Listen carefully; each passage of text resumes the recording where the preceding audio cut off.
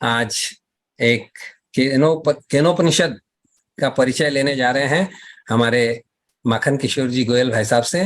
जी भाई साहब, एकल प्रणाम। सभी को एकल प्रणाम। प्रभु श्री हनुमान जी के चरणों में सादर वंदन करते हुए मैं आज केनोपनिषद के बारे में कुछ जानकारी देना चाहता हूँ। स्वागत है।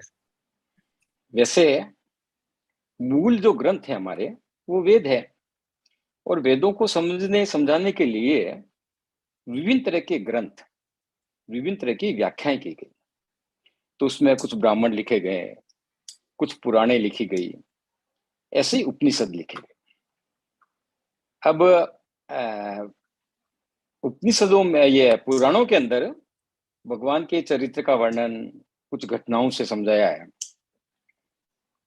लेकिन उपनिषद के अंदर पूर्ण रूप से ब्रह्म क्या है, हमारे जीवन का अंतिम लक्ष्य क्या है, इसके विषय में समझाया गया।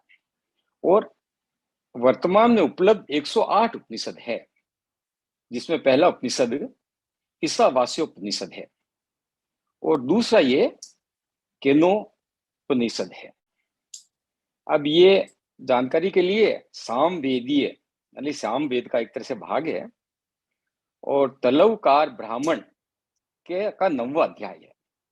तो इसको तलवकार ब्राह्मण भी कहते हैं और ब्राह्मणोपनिषद भी के नाम से भी जाना जाता है। अब मुख्य रूप से इसके अंदर जो प्राचीन काल में अध्ययन होता था, पाठ्यक्रम होता था, उसमें शिष्यों की जिज्ञासा और महर्षि गुरु जो थे उनके द्वारा दिया गया उत्तर ये इस उपनिषद में है। और विशेषकर से प्रश्न कौन से थे? ये जीवन किसके द्वारा प्रेरित है, किसके द्वारा ब्रह्म का स्वरूप समझाने का प्रयत्न किया गया। तो चूंकि केन का मतलब होता है किसके द्वारा, तो इस उपनिषद का नाम केनोपनिषद रखा। अब इसमें ऋषि महोदय ने पर ब्रह्म की महिमा, उसके स्वरूप का बोध को स्पष्ट करने की कोशिश की, और उन्होंने एक बात बड़ी सटीक कही कि कहने और सुनने में तो ब्रह्म तत्व बड़ा सुगम लगता है, मगर अनुभूति में उतना ही ज्यादा दुरूह भी है। अब इस उपनिषद के 4 भाग हैं। पहले भाग में जो विद्यार्थी थे उनकी जिज्ञासाओं से संबंधित प्रश्न, ये सारा वर्णन दिया हुआ है। बहुत लंबा चौड़ा है, लेकिन मुख्य मुख्य प्रश्न मैं आपको बताऊंगा। दूसरे खंड के अंदर प्रभु ने मतलब गुरु ने उसके क्या उत्तर हैं, यानी ब्रह्म के स्वरूप को उत्तर में समझाने का प्रयास किया। तीसरे खंड के अंदर एक घटना का वर्णन है, जिसमें देवताओं के अभिमान को भंग ब्रह्म ने कैसे किया, वो घटना है। और चौथे में जब उनका अभिमान भंग हुआ तो इंद्र भगवान ने जानना चाहा कि ब्रह्म क्या है, तो माँ उमा ने उपदेश देकर ब्रह्म के बारे में बताया। ये एक सामान्य जानकारी मैंने केनोपनिषद की दी है। अब इसका पहला ही श्लोक जो है, केने शीतम पतति प्रेषितम मन केन प्राण प्रथम प्रेति युक्त केन सीता वाच विमा वदंती चक्षु स्रोत क्यू देव युनक्ति। यानी प्रश्न क्या पूछे गए, किसके द्वारा प्रेरित होकर ये मन वाणवत अपने लक्ष्य पर जाकर गिरता है। दूसरा प्रश्न था, किसके द्वारा नियुक्त ये प्राण अपने पथ पर आगे बढ़ता है।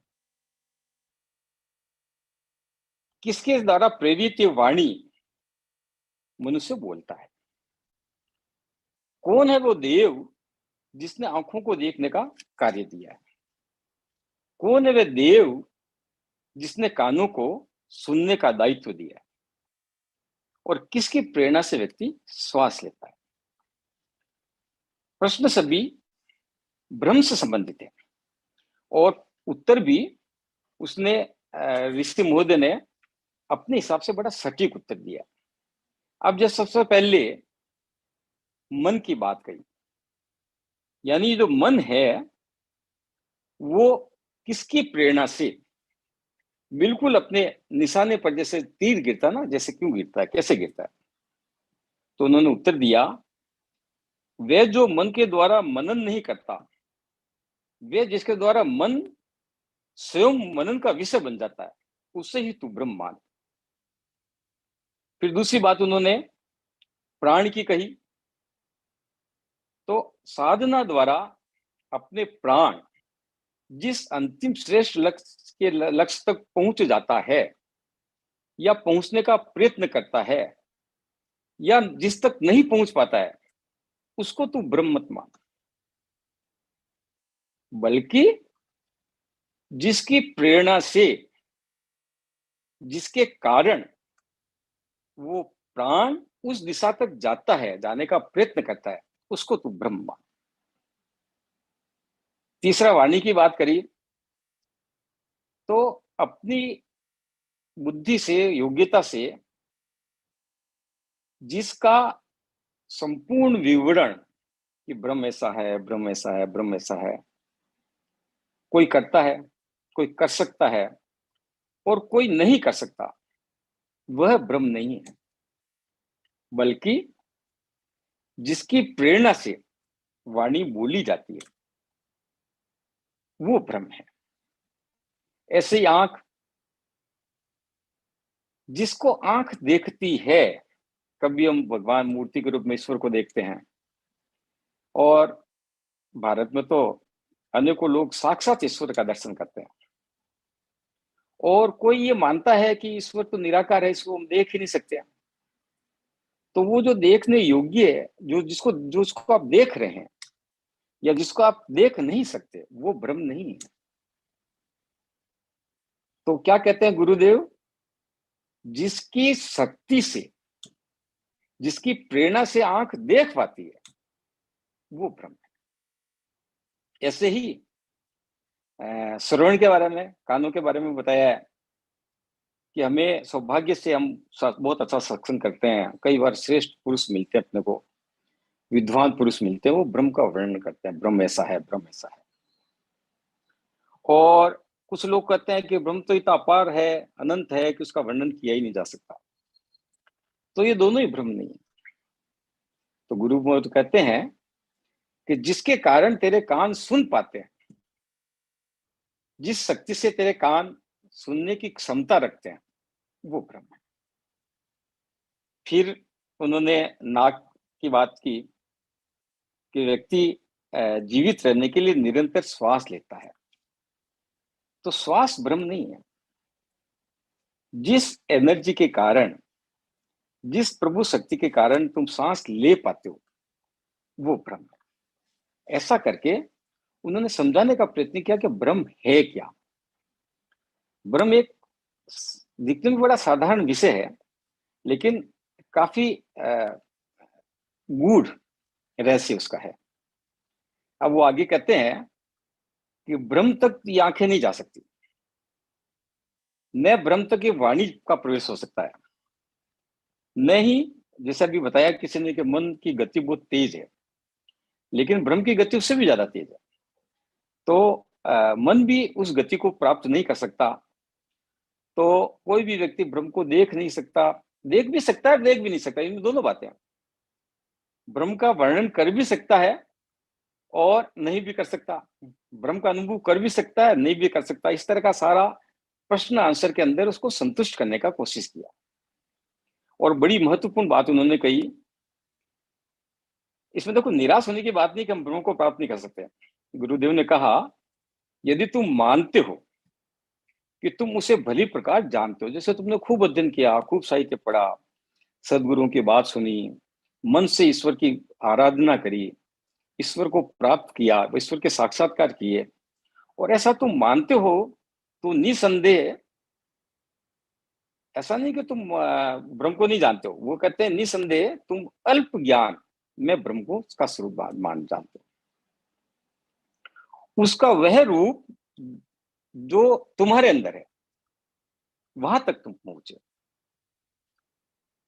अगर उसका रूप जो देवता गणों में भी है, उसका रूप जो सृष्टि के सभी स्थावर जंगम भूतों में है, उसकी तुम्हें मीमांसा करनी है, उन सभी को आत्मसात करना है। और जब इस संपूर्ण सृष्टि में जो व्याप्त ब्रह्म है, ऐसा कहते हैं ना कि ब्रह्म से बाहर कुछ नहीं है, सारी दुनिया ब्रह्म में समाहित है, शून्य से अनंत तक जो भी कुछ फैला हुआ है वो ब्रह्म है। तो वो संपूर्ण ब्रह्म को तुम जब अनुभव करते हो और आत्मसात करते हो, मतलब जो मेरे में ब्रह्म है वो आप में ब्रह्म है, जो मेरे में ब्रह्म है वो पत्थर में ब्रह्म है। सृष्टि की सभी रचनाओं में जो जैसा ब्रह्म है, उस संपूर्ण ब्रह्म को एकाकार रूप में जिस दिन आपने देखना सीख लिया, अनुभव कर लिया, अपने जीवन में उतार लिया, उस दिन गुरुदेव कहते हैं कि मैं मानूंगा कि अब तुम ब्रह्म को मानते हो। जब व्यक्ति को प्रत्यक्ष बोध होता है कि इस चराचर जगत में जो भी संपूर्ण ब्रह्म, जगत में व्याप्त ब्रह्म है। कई बार ऐसा होता है ना, बड़ी तपस्या करके और हम हमारे को बड़े सात्विक बना लेते हैं, बड़े उच्च बना लेते हैं, श्रेष्ठ बना लेते हैं, विद्वान बना लेते हैं, और कई बार ईश्वर के साक्षात कर लेते हैं, ईश्वर से बात कर लेते हैं, तो हमको लगता है कि हम ब्रह्म तक पहुंच गए। लेकिन यहाँ गुरुदेव ये कहते हैं कि जब तक संपूर्ण चराचर जगत के अंदर, संपूर्ण सृष्टि के अंदर जो संपूर्ण सृष्टि के अंदर व्याप्त ब्रह्म है, उसको जब तक आत्मसात नहीं करोगे, तब तक ये माना जाएगा कि तुम अल्प रूप में ब्रह्म को जानते हो और स्वल्प रूप में तुमने ब्रह्म को प्राप्त किया। अब देखो, एक छोटा सा उदाहरण देता हूं। अब मानो कि समझ लो आपने तपस्या की और आपके जीवन की जो वो है, क्या कहना चाहिए कि स्वभाव, उसके कारण भगवान श्री कृष्ण आपको प्रकट हो गए। तो क्या होगा? आपको क्या लगेगा कि मैंने तो जीवन में सब कुछ प्राप्त कर लिया। ऐसा हुआ था, अर्जुन को भगवान कृष्ण सखा के रूप में मिले। आपको तो मैं कहता हूँ 5 मिनट भी अगर कृष्ण मिल जाए ना, तो आपको ऐसा लगेगा कि सारा ब्रह्म मुझे को मिल गया। लेकिन उसको तो बिल्कुल सखा के रूप में मिले, फिर क्या कमी रह गई?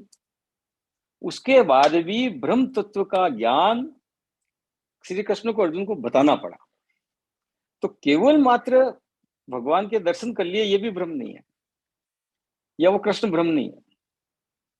संपूर्ण चराचर जगत के अंदर जो ब्रह्म है उसमें एकाकार होना, जिस दिन आपको ऐसा लगेगा कि मेरे में और अन्य मनुष्य में, मेरे में और पत्थर में, मेरे में आकाश में, मेरे में पानी में, मेरे में जल में, मेरे में सूर्य में कोई अंतर नहीं है, सभी में एक ही ब्रह्म है, वो केवल सोचना नहीं। तो उसके साथ जब आप एकाकार हो जाओगे, तो गुरुदेव कहते हैं कि तब असली रूप में तुमने ब्रह्म को पा लिया, ब्रह्म को पहचान लिया। और जो व्यक्ति इसी लोक के अंदर उस ज्ञान को प्राप्त कर लेते हैं, उस व्यक्ति का अस्तित्व सार्थक है। यदि यहीं पर ये इस तरह का ब्रह्म ज्ञान को कोई प्राप्त नहीं कर पाता, तो महाविनाश है। उसे पुनर्जन्म, बार बार जन्म लेना पड़ेगा, अलग अलग जन्म जन्म लेना पड़ेगा, जब तक कि वो ब्रह्म के साथ एकाकार नहीं हो जाए। तो ज्ञानी जन क्या होते हैं? ज्ञानी जन विविध भूत पदार्थों में उसका विवेचन करके उसके साथ एकाकार होकर इस लोक से प्रयाण करके और स्वर्ग लोगों को या जन्म मृत्यु के उससे छूट जाते हैं। बाकी लोगों को पुनः पुनः आना पड़ता है। ये प्रथम और द्वितीय खंड में जो प्रश्न उत्तर हुआ उसका संक्षिप्त, वैसे तो बड़े खूब प्रश्न पूछे विद्यार्थियों ने, गुरुजी ने भी बहुत अलग अलग तरीके से समझाने की कोशिश की, पर मैंने संक्षिप्त रूप में बताया है। अब तीसरे खंड में एक घटना आती है कि देवताओं और दानवों का जब युद्ध हुआ तो देवताओं की विजय हुई। तो देवताओं की विजय हुई तो इंद्र को और देवताओं को ऐसा अभिमान हुआ कि ये विजय का कारण हमें, हमारी शक्ति के कारण विजय प्राप्त हुई। और केनोपनिषद में क्या प्रश्न पूछा गया है कि किसकी प्रेरणा से, किसके कारण विजय प्राप्त हुई, किसके कारण तुम देख रहे हो, किसके कारण सुन रहे हो, किसके कारण सांस ले रहे हो।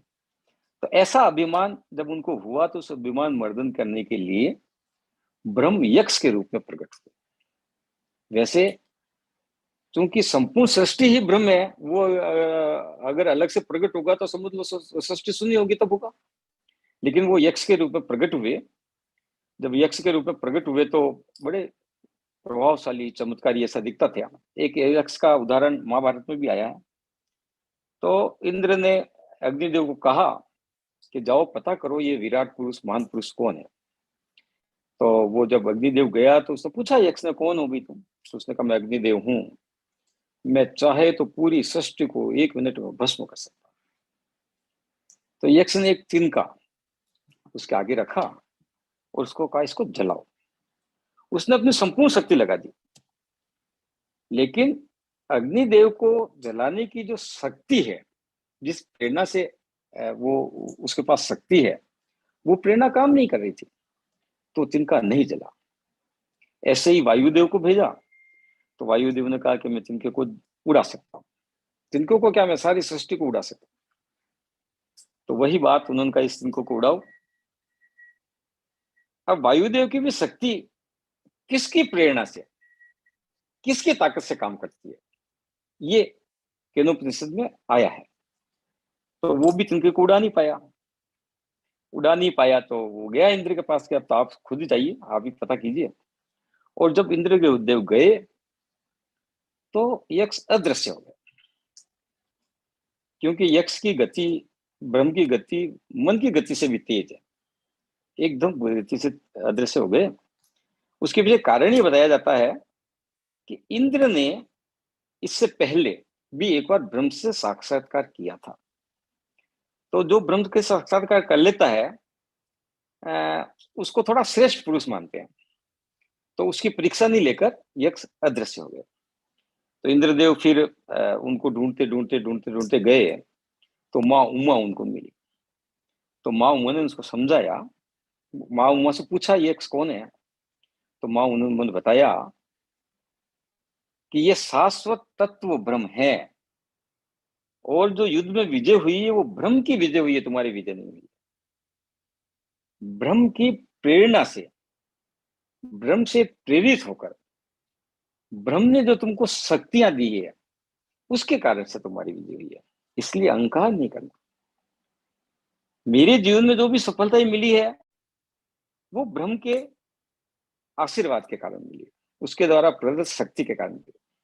मैं जो भी देखता हूँ, सुनता हूँ, सूंघता हूँ, चखता हूँ, बोलता हूँ, वो मेरी योग्यता नहीं है, मैं एक साधन हूं। ये सारी योग्यता ब्रह्म के कारण मिली है। इस तरह का ज्ञान उन्होंने इंद्रदेव को दिया। तो इंद्रदेव का अभिमान शांत हुआ। और अपने लिए भी एक संदेश है कि जीवन में ऐसा नहीं कि कर्म नहीं करना है, हर कर्म को करते हुए ब्रह्मलीन होना, यानी हर वस्तु में ब्रह्म को देखना, अपने जीवन में, अपनी सृष्टि में अपने आप को ब्रह्म में बनाना, ये जीवन का उद्देश्य है। तभी अमृतत्व प्राप्त होता है, यानी आवागमन की से मुक्ति होती है। अगर हमने साक्षात ईश्वर के भी दर्शन कर लिए तो भी अल्प मात्रा में ब्रह्म को प्राप्त किया है, ऐसा इस उपनिषद में कहा गया है। तो सृष्टि की हर रचना, हर क्रियाकलाप ब्रह्म के अधीन है, बल्कि केवल उसके अधीन ही नहीं है, ब्रह्म का एक रूप है। सारी क्रियाकलाप, सारे भूत, सारी रचनाएं ब्रह्म के अधीन भी है और ब्रह्म का रूप भी है। इस रूप का, इस व्यापक रूप को जान लेना ही ब्रह्म को जान लेना है। अगर केवल मात्र अपन श्रेष्ठ हो गए, अपन ने जान लिया, अपने ज्ञानवान हो गए, अपना जीवन बहुत सत्सुत है, सात्विक है, आदर्श है, ब्रह्मचर्य युक्त है, सभी दोषों से रहित है, तब भी ऋषिवर कहते हैं कि आपने अल्प ब्रह्म को जाना। इसलिए संपूर्ण सृष्टि में व्याप्त ब्रह्म को जानना, अपने में आत्मसात करना और अपने समकक्ष उनको मानना ही अमृत प्रदान करता है। इतना कहकर मैं वाणी समाप्त करूंगा। उसके साथ एक प्रार्थना इस उपनिषद में है, वो मैं जरूर दोहराना चाहूंगा। येने रीता पर तन्ते प्राणीन स्वेषु कर्मेषु तम वंदे परमात्मन स्वात्मान सर्वदेही नाम यस्य पादा सुसंभूतम विश्वम भाति चराचरम पूर्णनंदम गुरु वंदेत पूर्णनंदम विग्रह। नमस्कार। बहुत बहुत धन्यवाद भाई साहब। आज हमें वेदों, पुराणों और उपनिषदों के अलावा आपने मेन उपनिषद में से केनोपनिषद के बारे में बहुत ही सुंदर परिचय दिया, बहुत ही सुंदर जानकारी दी भाई साहब कि ये जीवन किससे प्रेरित है, वह ब्रह्म। यानी कि अगर मैं एक आम आदमी की तरह से अगर बोलूं तो मैं ये कह सकता हूं कि हमें भ्रम में नहीं रहना चाहिए कि मेरे पास ये शक्ति है, मेरे पास में ये गुण है, मेरे पास में वो गुण है, मैं ऐसा कर सकता हूं, मैं वैसा कर सकता हूं। कुछ नहीं कर सकता हूं मैं। जो कुछ करता है वह पर ब्रह्म करता है। तो इंद्रियों को चेतना दी उस ब्रह्म ने, तभी तो हमारी आंखें देख पाती है, तभी हमारे कान सुन पाते हैं और मुंह से वाणी निकलती है। तो हमें यह नहीं भूलना चाहिए कि यह सब कुछ उस ब्रह्म का दिया हुआ है। तो केनोपनिषद के बारे में मेरा जहां तक ध्यान है, हमारे सभी भक्तों को इसके बारे में शायद इतनी जानकारी नहीं थी। आज आपने यह जानकारी देकर सभी का बहुत बढ़िया मार्गदर्शन किया भाई साहब।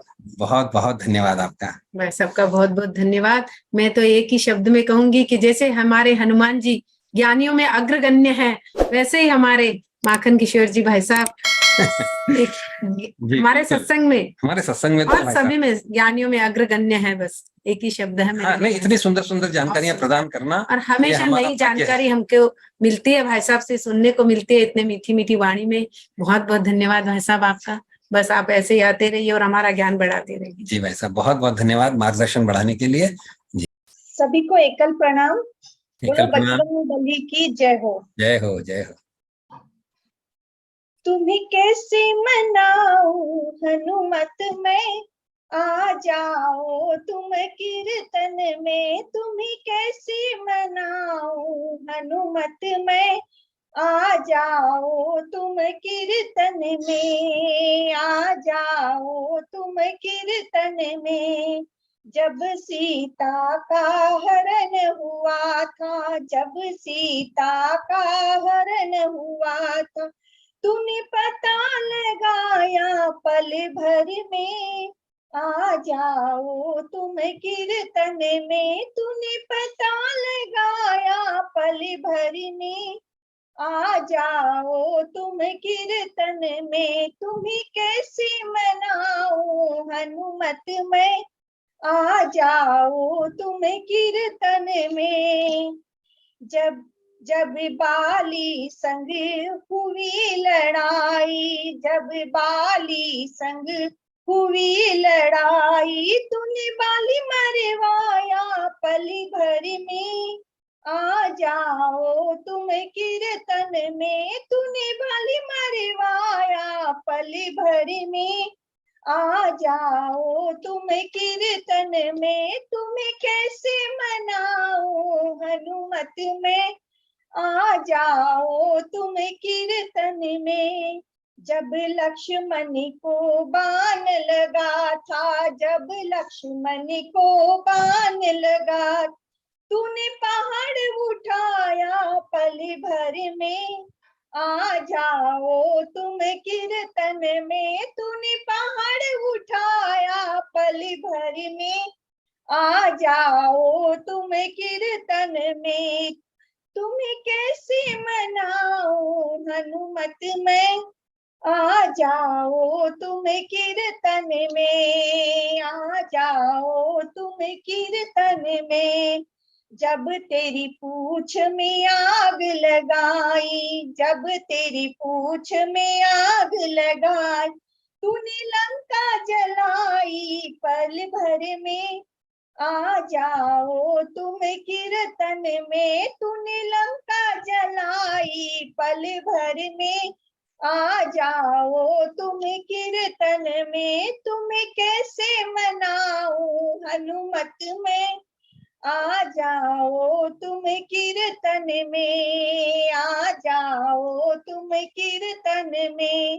जब रावण संग हुई लड़ाई, जब रावण संग हुई लड़ाई, तूने रावण मरवाया पल भर में। आ जाओ तुम कीर्तन में, तुम्हें रावण मरवाया पल भर में।